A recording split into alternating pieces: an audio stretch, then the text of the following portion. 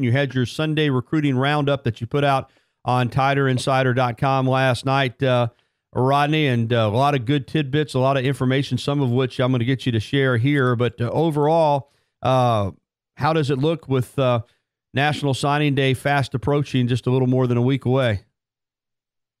I think it looks really good. I think Alabama's going to finish strong. They have a lot of really top prospects that still on the board for those 8 spots. So I look for them to finish very, very strong. This past weekend, not the number of visitors that were in for the previous weekend when the national championship celebration, but some official visitors were on hand. What can you tell us about those visits? Well, I think they went extremely well, Gary. It's been kind of quiet, to be honest with you. They had a couple of quarterbacks in, Brock Purdy out of Arizona, Brevin White out of California. They had some defensive backs in, Elijah Griffin out of California, Isaac Taylor Stewart, both those guys 5-star players. Isaac Taylor Stewart from San Diego. And they had Jacob Copeland in from Pensacola, Escambia, who's a fantastic receiver, athlete, guy who could also play in the secondary. Eddie Smith, another top cornerback from Salmon High School down in Slidell, Louisiana. Basically, that's probably about it off the top of my head. Well, they did have Glenn Beal in. We have a story on him, tight end out of River Ridge down in the New Orleans area. And I think the kicker from Temple, Austin Jones, I think it is, from the kicked at Temple last year, would be a grad transfer. I think he made a visit as well. And so he's a guy that, we could possibly see as a grad transfer. You mentioned Eddie Smith. I want to ask you about him because I get the perception reading about him that Alabama really likes him. He's not as high on some recruiting list as some others. Quarterback is a position need. It seems almost like it's one of these deals where Bama really likes Eddie Smith, but because of the numbers being tight, may not be able to take him. What's your feeling on Eddie Smith, and do you think he winds up in this class? Well, first of all, yeah, he's vastly. I mean, he's probably as good or better than some of the guys that are rated 5 stars. To be honest with you, I just think he's underrated. He's a lot like Eddie Jackson was coming out of high school. You could look at his tape and tell that Eddie Jackson was no 3-star, right. And this kid is certainly better than that as well. I mean, I think there's a good chance he could end up in this class. It just depends. I mean, when you have Patrick Surtain still on the board, Tyson Campbell still on the board, Elijah Griffin, those guys are outstanding players. I think Eddie Smith's right there with him. We mentioned Isaac Taylor Stewart as well. You're only going to probably take 2, maybe 3 they can squeeze in, depending on what happens at other positions. But so the numbers are tight, and that's otherwise, definitely you would take Eddie Smith. To give the listeners some insight on how quickly this thing can turn when talking about recruiting. Last week, the offensive tackle out of Tampa, Nicholas Petit Ferrer of Berkeley High School, left his official visit. Everything looks strong for Alabama. He goes to Gainesville, and now reading some Florida sites, they think they've got him. I know he's going to visit Ohio State next weekend. Again, sometimes it's whoever they visit last. But what do you know about Petit Ferrer and the latest on his recruiting after the visit to Florida? Well, Mike Loxley, I think, has done a really good job with him, and I think Nick Saban's going to see him later this week at some point within the next few days. So we'll see what happens. Now, again, those Florida sites they're probably on top of it, but they are a little biased. If you read some of their stuff, it's kind of funny, but I think they're on to something. The fact that he's only 90 miles from the Florida campus. Dan Mullen's going to do an excellent job down there. He's a good coach. It's going to be harder, more difficult to get players, out of that area because they're going to recruit well. So, again, he could end up there. Florida would be a school where, you look at probably their depth. Maybe he would be a guy that I don't think he's going to be one that would come in and play early simply because he's got to get bigger. He's only about 270. Again, who knows? He could grow a lot over the next 5 or 6 months, but he's just got to get bigger. But he is a great player, probably the best offensive tackle prospect in the country. And He's a guy, though, that it plays a position where, quite honestly, Rodney, Alabama has recruited very well the last few years. And if they really want him, then obviously, as an Alabama fan, you hope that they're able to get him. But they've got a lot of highly rated offensive linemen on this team now that we really haven't had an opportunity to see yet. That's just the truth. Yeah, Alex Leatherwood obviously played well in the championship game. Jedrick Wills played some throughout the years as a tackle. Now, again, both of those guys could eventually move inside. That's how versatile they are. And if that happens and they're inside players and all of a sudden, eventually they could move back outside. But, we'll see what happens. Scott Lashley's a young player that I think's got a lot of potential, who's only going to be a sophomore this next year. So, but you're right, they do have some guys that are very capable. I think if you're Nicholas Pettit-Ferrer, as good as he is, as talented as he is, he's a guy that could come in and certainly compete within a year, I think. Again, I just think he's a guy that's got all the tools. He just needs to get bigger. Well, so much talk about the cornerbacks. A safety that is very highly touted, Julius Ervin, was in this past weekend. He's going to announce between USC, Washington, and Alabama on this coming Wednesday. USC, the home team, would seem to be the leader. Do you think Alabama is a factor there potentially to pull the upset?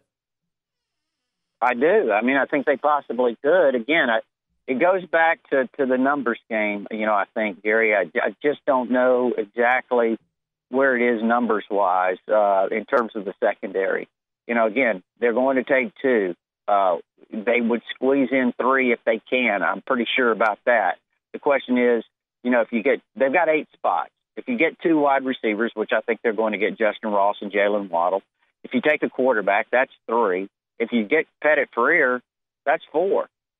All right, then you're going to take two defensive linemen, right. Malik Langham and Bobby Brown. That's 6. So that leaves you 2 more. Yeah, you just run out of spot. Now, if you don't get Pettit-Ferrer, if you don't get the offensive lineman, then all of a sudden you've got 3 more. You've got 3 you could play with in the secondary. Jacob Copeland is a guy too that would figure in because he's a wide receiver who has the ability to play in the secondary. If that's what he'd like to do and decided to do. He's very talented and could do that. So there's a lot of kind of moving parts, as they say. And don't forget, Vernon Jackson's still committed to Alabama as a linebacker. He would go against that number if he's stuck, which I think he'll eventually end up at Texas A&M myself. But and then also Quay Walker, and unless he's decommitted this morning, which I haven't heard. He visited Auburn this past weekend. He's been flirting with Tennessee. I think he goes to Georgia this weekend, where a lot of people think he'll eventually end up. So those 2 guys could come off the list. Now, again, they would still only have 8 spots because those 2 guys did not sign, early, obviously. You mentioned defensive line, 2 positions there. Alabama wants to sign Bobby Brown of Arlington, Texas, and Malik Langham of Huntsville Lee. I think you wrote on your update last night that you still feel strongly that both those guys will stick with the Tide. Yeah. Well, Bobby Brown was once committed to Texas A&M, committed to them in October, stayed committed for about 2 months, then flipped to Alabama on that last day of the early signing period. Unfortunately, he didn't sign. So he's still, kind of open game, and Texas A&M's trying to get him to come in this weekend. I think he plans on doing that. Again, the plans can change. I think Bobby will stick with Alabama.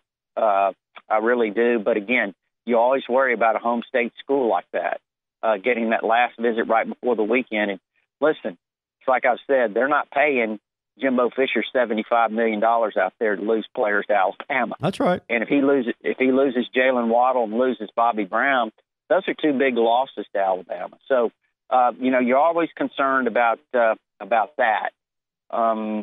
Yes, and Malik Langham, he visited Florida this past weekend, and he's a guy that's kind of now his stock's going up, Gary. I see where now they've got him rated a 4-star. I think that's probably right. He's got a lot of potential, 6'5", 270 out of Huntsville Lee, and I do think he picks Alabama. Rodney Orr with us here on the Bud Light Hotline, presented by Adams Beverages, talking recruiting and more. You can follow him on Twitter at Tider Insider, and of course, obviously, TiderInsider.com is where his website is located, and you can catch him every Tuesday night with me on WVOA 23 with Tider Insider TV at 6:30 Pretty good recruiting wrap right there. Before I let you go, though, I want to ask you about the news. I talked about it earlier this morning that Dan Enos is reportedly going to join the staff. Still nothing official from Alabama, I don't think, but coming in as associate head coach and quarterbacks coach. Your reaction to that news? Yeah, you may have seen the picture. I guess somebody posted the picture all over the internet. I know it was on TiderInsider.com. We didn't post it. One of the members did.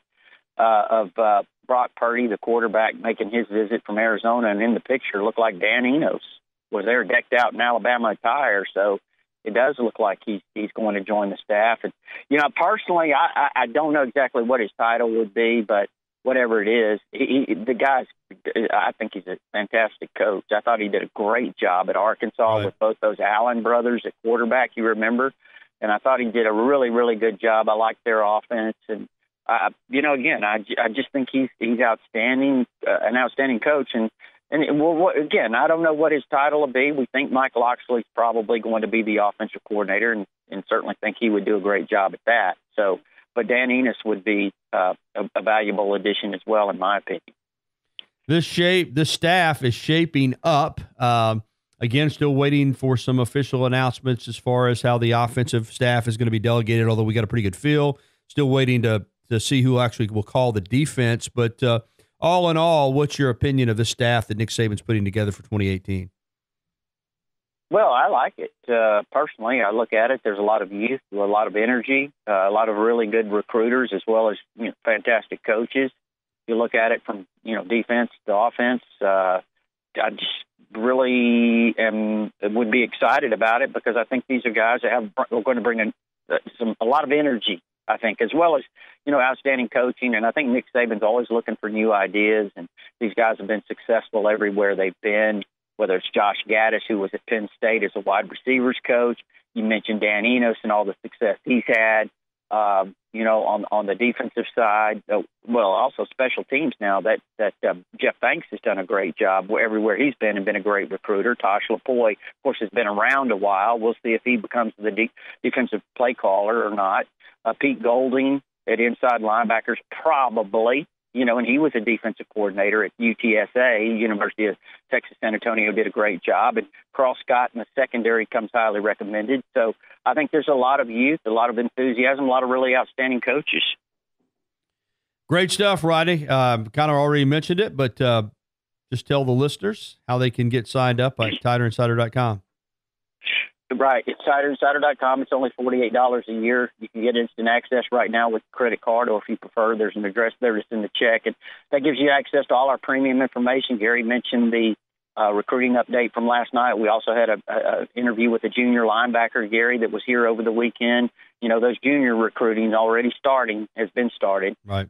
Glenn Beal, the tight end out of Louisiana, and a lot of stuff on our forum. A lot of fans talking Alabama football and basketball has been just really dominating the last couple of days. All right. Thank you, Rodney. All right, buddy.